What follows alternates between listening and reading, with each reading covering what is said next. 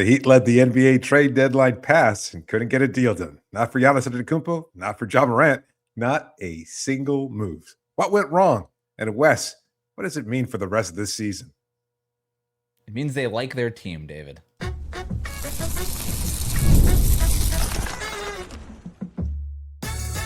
You are Locked On Heat, your daily Miami Heat podcast, part of the Locked On Podcast Network, your team every day. All right, welcome to Locked On Heat, your daily podcast on the Miami Heat, part of the Locked On Podcast Network, now the #1 sports podcast network. Whether you're tuning in on YouTube or on your favorite podcast app, thanks for making Locked On Heat your first listen every day. Join the Cookie Gang.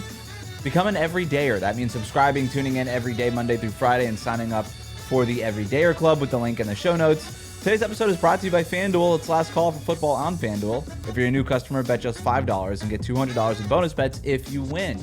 I'm Wes Goldberg, host of Locked On NBA Daily on Real GM Radio. I'm here with David Ramil. Both of us are credentialed Heat media members who cover this team every day. We have a lot to get to with the deadline over, David, including what we should expect the Heat to do between now and the end of the season. We also have intel on why the Heat decided not to more aggressively pursue Ja Morant. But David, we talked about the deafening silence in the days ahead of the trade deadline. We talked about whether or not that was the quiet before the storm or a sign that the deadline was going to come and go and that the Heat were going to do nothing. Well, nothing, David. The Heat, only team in the Eastern Conference that didn't make a trade ahead of Thursday's trade deadline. Even the Wizards did something. Even the Wizards and the Pacers got substantially better. The Chicago Bulls, I don't know if they accomplished anything, but they did a whole lot. Like, at least these teams did something. It was our biggest fear going into this was that the Heat would do nothing. The Heat did nothing. How are you feeling about this? Pretty numb, actually. Kind of in this state of disbelief right now because I tried talking myself into that maybe that quiet was because they were waiting for something to happen or that they had some kind of intel that maybe just hadn't been disclosed or reported and that they would be able to get it done.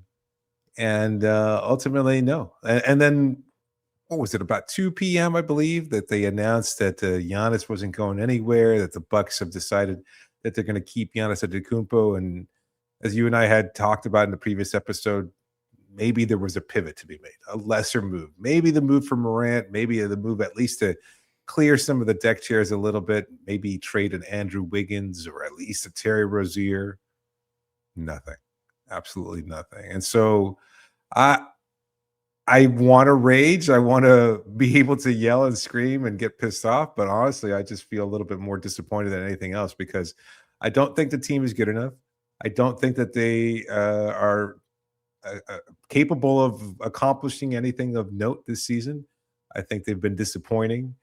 And I think they tried to make an effort to get their superstar and they failed in that regard. And it wasn't through any fault of theirs. So I don't think the front office is to blame for not being able to secure Giannis Antetokounmpo, but the fact that they didn't do anything is kind of, and honestly, it's surprising to me because I think this isn't just from a fan's perspective. I think the realization is they needed to do something. They needed to be able to move some of these players. They needed to be able to say, we have a glut of mid players and we need to be able to at least clear something from our salary cap so that we could try to make a move down the road or at least trade for more assets or maybe boost, I don't know, take a couple of position players and maybe make a trade for an upgrade of some kind. I don't know what that would entail. I don't know if that player was available, but that's not why I don't get paid the millions of dollars to make those kinds of decisions. And there's a front office that does. So honestly, this is as disappointing a point for a Heat fan as I can imagine. That's the same word came to mind for me. Disappointment. I'm disappointed. Like, I'm not angry. I'm disappointed, right? It's so hard to get angry at this point. Like, doing something for the sake of doing something, I understand not doing that, right? Like, I fundamentally understand it. What I don't understand is doing that with this particular group, where we know exactly where this thing is going. There's not a whole lot of mystery here. We know who's good. We know who's okay. We know who's not so good. We know what works. We know what doesn't work. There's not a whole lot of mystery left of this group. Even some of the young players who we like, we know that they're going to develop, but we kind of know what that's going to look like for the most part with these young players.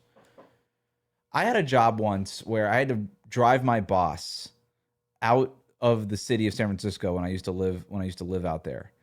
My job wasn't to drive my boss out of San Francisco. It's just my job. I had a job and I had a boss, and we had an office in San Francisco. And we were driving out of the city, and we were stuck in gridlock traffic.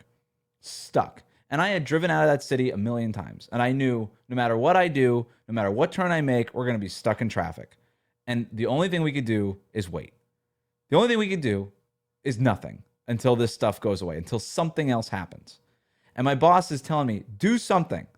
Just get me out of this. If I'm going to be stuck in traffic, I'd rather be stuck in traffic somewhere else. I don't want to be stuck in traffic here anymore because we were sitting there for 20 minutes. And so that's what I did. I made a right turn. I made a left turn. I went straight for a while. I ended up being basically the same place we were before on the other side of the street, stuck in traffic again. And you know who was happy? My boss. He was like, at least you did something. Felt like you were pretty proactive, right? Right. You were doing something. At least you tried. At least you showed me that you tried. The Miami Heat aren't even showing me that you're trying right now. You're not showing me anything. Okay, let's say you make a trade. You just do something for the sake of doing something. You rearrange your deck chairs. Fine. We end up in the same place we are now. At least it looks a little bit different. At least it feels a little bit different. And at least if you shake the snow globe enough times, one of these new things might end up being something good, right? Like, what's to stop you from going after a Jaden Ivey or a Benedict Mathurin, like one of these second draft guys? Are they better than what you have right now? I don't think anybody could say that. Are they different? Absolutely. Maybe something just shakes loose, right? You could tell me that you have a good reason to not make a move. You could tell me that Memphis wanted too much for John Morant. Okay. You could tell me that the Bucks weren't actually serious about trading Giannis today. Okay. But this team that you have right now, the Miami Heat, this ain't it. And the fact that you couldn't even turn Terry Rozier's salary slot into something that could be useful for the front office going forward, that is a failure on this front office. And what really strikes me and what I'm most disappointed about, David, is the lack of creativity from this front office. It was Giannis or bust, or Ja Morant and hope that the price comes down on Ja in the 11th hour. That was the plan. And it just seems to me, David, that a whole lot of the plan lately for the Miami Heat is waiting for something to happen. The Heat are stuck in traffic, waiting for the light to turn green for them. And they're not doing anything proactive. Yeah. The Rozier aspect of it, I think, is maybe just as jarring as the lack of movement for Antetokounmpo or Morant, because that's in somebody else's hands. Like, there's only so much you can do. You can't convince Memphis of anything. You can't convince the Milwaukee Bucks to trade their star player. But was there nobody who was interested in salary cap space? And no plan B for Rozier. Nothing where, hey, if we don't get Giannis, we don't get Ja, we can turn to this and provide this team with that salary cap relief. You're exactly right, David. Unless there's a promissory note from Adam Silver out there that they're going to recoup their first round pick, or that they're going to get some sort of extra compensation. Would have been nice to have that when we were negotiating for Giannis. Yeah. I find it really strange that they didn't try to move Rozier, because he's not going to play. There's a good chance that his career in the NBA is over. Oh, it's over. And I mean, we don't have confirmation of that, but it seems likely that that's the case. So you engage in a bad trade to acquire him. He wasn't a useful player while you had him. And then you find out later on that you wind up getting screwed by the Charlotte Hornets and the NBA. And you're just going to sit there and go, yeah, that's fine. We got screwed over. No big deal. This is not the front office that I'm accustomed to with the Miami Heat. And I know a lot of people are frustrated. Oh, this is who they've been for a while. Well, we weren't feeling that way after they went and acquired Norm Powell in the offseason. You know, they made a move. But it seems like by and large, they're far too passive. To your point, they were waiting for something to happen. They were kind of banking another team to allow them to poach a player from their roster, and they didn't really go after the kind of secondary or tertiary moves that could have improved either this roster this season or at least cleared some of the space in order and maybe even acquire Gain an asset. Right. Yeah. Do something. Hey, and as we know, this team does not want to take a step back. So even if they were approached about Andrew Wiggins or Norm Powell or Tyler Hero or one of the young players, even that maybe there's another team out there that says, hey, we kind of like that guy. Would you take a first for that player? To not do anything, you didn't have enough to go get Giannis, and you still don't have enough to go get Giannis. When it became clear that you didn't have enough to get Giannis now, why not make moves to strengthen your trade package for this summer? And if anything, as we've talked about 100 times here, your package, it doesn't get weaker, but it certainly becomes a lot more complicated without Rozier's contract on the books to use as expiring money to get up to that Giannis salary figure, right? Yeah. Like the Heat could still technically do it. It just becomes harder, and you're a lot more depleted. This Rozier's money expires, you also lose the salary cap slot. Like, you're not signing and trading Rozier anywhere like you did with Duncan Robinson to get a trade exception or to keep a salary cap slot. That's not happening. So this is the Rozier thing to me is the biggest failure. Because to your point, you can't control what Giannis and Milwaukee does. You can't control what Memphis is asking for John Morant. But you certainly could have been a little bit more proactive and a little bit more creative about figuring something out with this Terry Rozier thing. We do know why. Perhaps we know what the Heat offered for Giannis. We're getting a little bit more updates now on what exactly the Milwaukee Bucks were thinking about Giannis going into this trade deadline.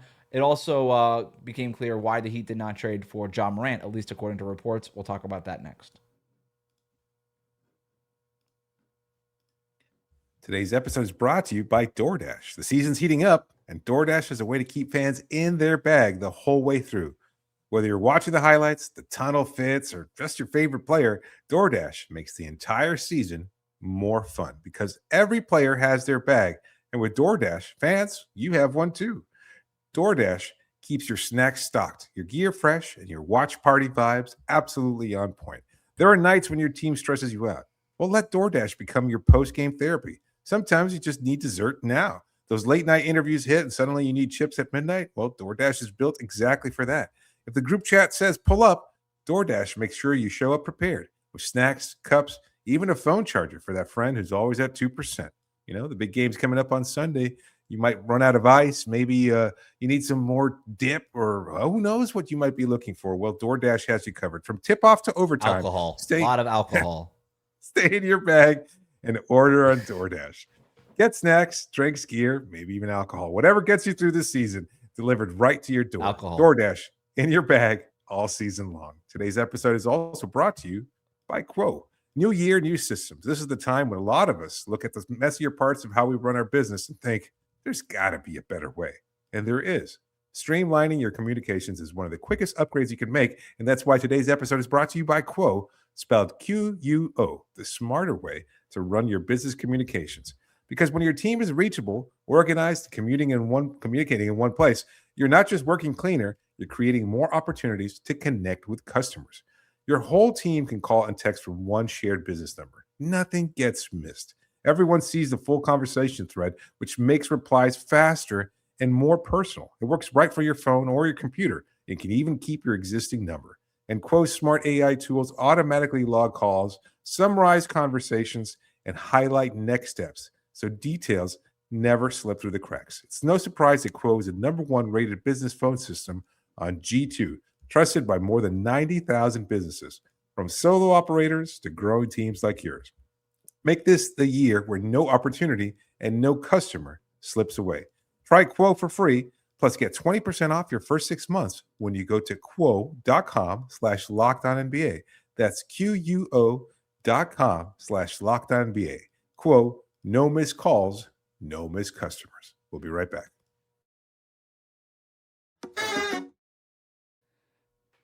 Thanks again for making Locked On Heat your first listen every day. As you might have heard us mention on the show leading up to the trade deadline, we recently launched a new subscription program called the Everydayer Club. That includes ad-free shows, access to a group chat for Heat fans on Discord, and this week, an all-new, all-access tier as part of that program that includes even more. If you sign up, you're going to get the perks that I just mentioned, plus the ability to text me and David directly, submit questions for post-game shows, and subscriber-exclusive episodes of Locked On Heat. The daily show is not going anywhere. It'll always be free. We can't thank you enough for being a listener and supporting what we do here every day, but if you're looking for another way to support us, we'd love for you to check this out. If you're interested in joining the club, tap the link in the show notes or head to lockedonheat.supercast.com to learn more. In terms of the Giannis part of this, the Heat, according now to the Miami Herald and the Sun Sentinel, were informed late Wednesday night that the Bucks likely would not be trading Giannis prior to Thursday's trade deadline.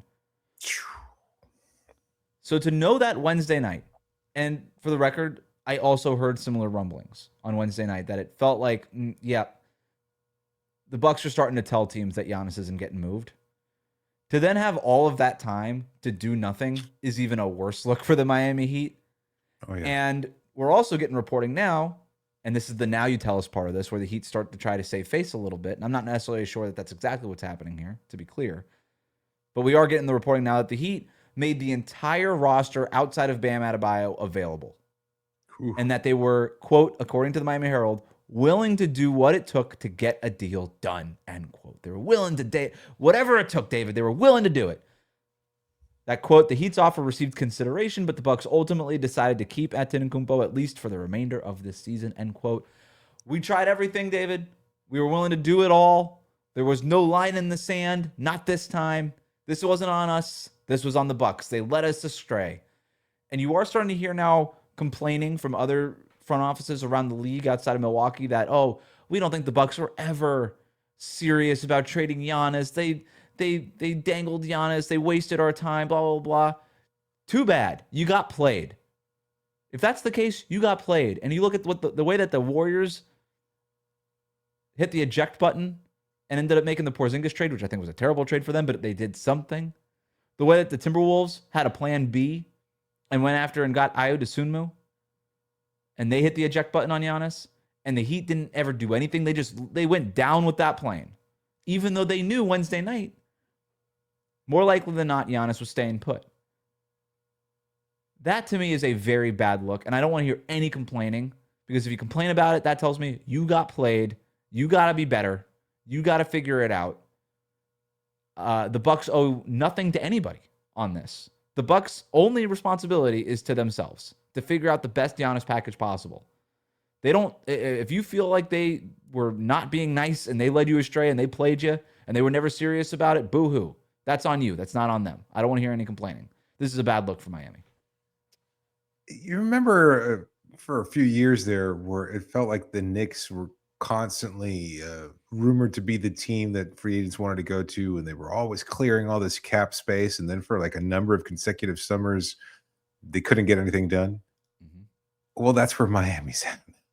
Miami is that team that gets used, and I didn't think that we'd ever get to this point. And maybe I'm overstating it a little bit, but that's how it feels now. Because if you're telling me that they knew as of Wednesday that they weren't going to get Giannis, and they still allowed all of Thursday without making some kind of other minor move, and all these other teams made minor moves. Like, wouldn't the Lakers have been interested in acquiring Andrew Wiggins the way that they've been rumored to be interested for a number of months now, rather than trading away Gabe Vincent? Like, couldn't they have traded something to Miami as well? Couldn't they have made some kind of a deal? Like, if Ayo Dosunmu was going to net whatever it was that he did from Minnesota, couldn't they have, I don't know, engaged in a similar deal for one of their wing players? I mean, Jaime Jaquez is a rising star. Like, he doesn't get any kind of interest. Again, I'm not saying that these players should have been traded, but I'm just curious as to what the end goal here, because you're basically going to allow Tyler Hero to go without an extension. You're not going to extend Norm Powell, or at least it doesn't seem that way. Andrew Wiggins is going to enter free agency. You're not going to get anything for him. Terry Rozier's contract is going to expire. You're getting nothing for him. That's your plan, to just let things happen. I'm just shocked at the state of this front office, because I don't think we've made excuses for them, because I think there have been real reasons why they didn't, let's say, go all in for Kevin Durant, and why maybe they misplayed the Dame Lillard situation. And maybe Donovan Mitchell was never going to get traded, or maybe he was never interested in joining Miami in the first place. There's lots of options there. There's lots of real reasons for all that. But this, that you wanted to go all in on Giannis, that didn't happen. You knew about it, and you're like, oh, well, I guess we're not going to do anything. That makes no sense to me. I find it very difficult. I don't know how you can excuse that, because we've made the argument before. If you trade away Wiggins, I mean, I like what Wiggs does. I really do. And at the same time, I don't know that it necessarily makes this team significantly worse. And if you're able to at least get something of value in return, that might help you in the long run for another pursuit, or who knows? It might just help you. It might just help you to have those picks available. Right. You know, I just don't see what the strategy was. And it kind of just feels like, well, we've got our, you know what? You said there was no line drawn in the sand. Well, I guess it was. The line was Giannis or nothing. And they went all out for Giannis, and they just wound up with egg in their face instead. Clearly, there was a line in the sand for John Morant, which I think is fine, right? You tried to get Morant for next to nothing. You didn't feel good enough about the Morant situation, about what you had to pay him, about his injury history, his off the court stuff, that you didn't want to move an asset. Okay, there's basketball logic in that. I get that, It's a head right? scratcher. We could debate it if you want, but like I said, you said, hey, if we can get Morant for expiring contracts, we'll do it. If it's going to cost us an asset that we could otherwise use to get Giannis, the one thing that I kept saying going into this deadline, the Heat will not do something that costs them a chance to get Giannis. So from that perspective, I understand not trading for John Morant. If Memphis was really, and clearly they were, adamant about getting some kind of valuable asset back for John Morant, that they weren't going to just do it as a salary dump. Okay. From a basketball reason, from a Giannis perspective, Giannis is still out there. I still think he's playing for a different team at the beginning of next season. You keep the Giannis dream alive by not trading for John Morant, by not trading an asset for John Morant. I totally understand that. But where I get lost here is exactly the things that you're talking about, David. You don't do anything to improve your Giannis package. You don't do anything. You're just going to wait until you're able to move your 2026 first-round pick. You're able to add a 26 first-round pick. That's the plan? You're going to lose the expiring money from Rozier. Wiggins has a player option. We're not really sure what he's going to do with that. Powell's an expiring. Jaime's going to need a new contract. That gets complicated if the Bucks want to include him in a deal. Like, this gets harder. And you can't just sit here and tell me, well, we're going to have now 3 first-round picks instead of 2. Okay, the 2026 pick is going to be where? 18? What does Milwaukee care about that? And they stink at drafting. Like, what? That doesn't really help your package. So you have done... Okay, you don't trade for Ja because you want to keep the Giannis dream alive. Fine, I will follow you on that. Okay, I'll buy it. What I can't buy is the fact that you did nothing else to improve your package. That you didn't turn Rozier into a salary that you can then use, or into some sort of asset, or just frankly something that can help you right now. That you didn't keep the salary cap slot at the very least. You didn't turn Wiggins or something else into real assets. That you didn't move one of these young players into something that is a little bit more interesting for Milwaukee, who clearly doesn't love any of these young things that you have. If they did, they might have made the Giannis trade. So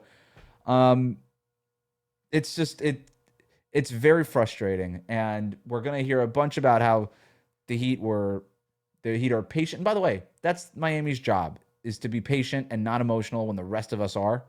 That's the front office's job. That's when it gets hard. But I'll tell you, like I said, I'll follow you on most of that stuff, but the logic starts to fall apart when you really start looking at this stuff and the fact that this team has not been creative for a very long time now, and the entire plan, whether it's for Giannis, Morant, Durant, Mitchell, is just waiting for the price to be right, as opposed to doing something proactive to go do something. Even with the Jimmy Butler thing, they were not proactive, right? They should have traded him in the summer, and they waited, and they got a worse package than what they could have gotten then. So no Giannis, no Morant, nothing. What do the Heat do now? We'll talk about that next.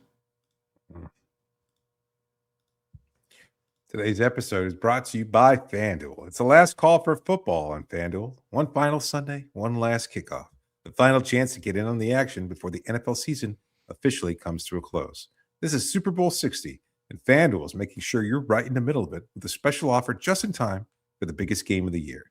Whether you're backing the favorite, riding with the underdog, or building one last same-game parlay, this is the game that everyone's been waiting for. This is where predictions turn into plays, where stats turn into storylines, and every snap feels bigger. It's the perfect way to cap off the season and make the Super Bowl even more exciting. From kickoff to the final whistle. If you're a new customer, bet just $5 and get $200 in bonus bets if you win. Make it count, because after the Super Bowl, the season is over. Last call for football on FanDuel, an official sportsbook partner of Super Bowl 60. Visit FanDuel.com to get started. We'll be right back. Thanks again for making Locked On Heat your first listen. So what do they do now? What do the Miami Heat do now? I do expect them to waive Terry Rozier. They could have done it early in January and avoid paying him the $1.7 million that was left on his guaranteed contract. At that point, if they had waived him, they could have created another roster spot and enough money under the tax, to sign a second player to a minimum contract. Well, guess what? More time is gone. Prorated minimums the way that they are. The Heat can waive Terry Rozier now and still sign 2 players to prorated minimums. So I guess no harm, no foul in that part. I do expect them to waive Rozier. I do expect them to open up another roster slot. I do think, I'm not 100% sure on that. I think some of it depends on who gets bought out and what are the options out there. We'll talk about that here in a second. But either way, if they waive Rozier or not, they could still sign another player to a veteran minimum or a prorated minimum here. Maybe it's a vet free agent. Maybe it's somebody that gets bought out. Maybe they promote Myron Gardner from a 2-way to a standard roster spot. I could see them go either way. And if they do waive Rozier and open up the 2 spots, I could probably see them using one spot on Myron Gardner and another spot on somebody that gets bought out. Do you want to talk about buyout candidates?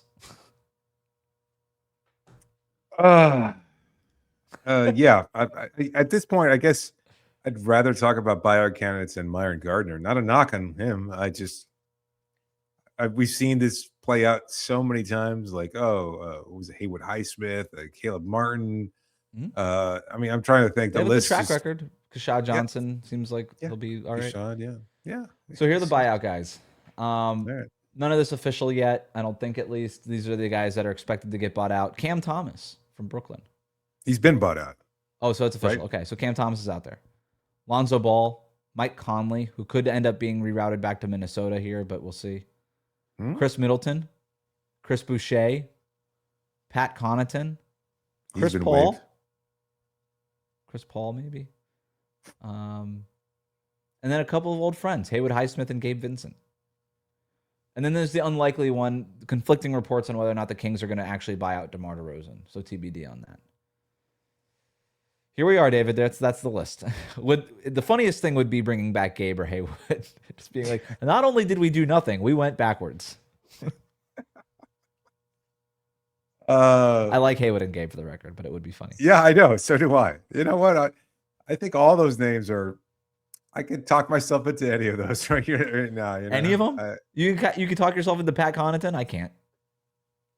Connaughton, you know what? Provides that 3-point shooting that they. You know what? They could actually. I have been saying they need another shooter. Never mind. I could talk myself about Pat Connaughton, baby. Don't tell me we didn't do anything at the deadline. We got Pat Connaughton. How's the real estate market here in Miami? Let Connaughton start developing stuff. Shooting 40% on 1.2 3-point attempts per game for Charlotte before he got bought out. Yeah, I guess if I had to rank him, Connaughton would probably be at the bottom of the list. I guess. Haywood and Gabe, that would be kind of like a reunion of sorts. No thanks. Like I love the tweet from Dan Wojcicki, saying that Gabe Vincent, was always professional, was always appreciated. JJ Redick always spoke highly of him. We knew that when he left. Like he loved his tenure in Miami. The Lakers just offered to pay him more, and you know what? They were pretty disappointed in that. But that doesn't matter. He got his money.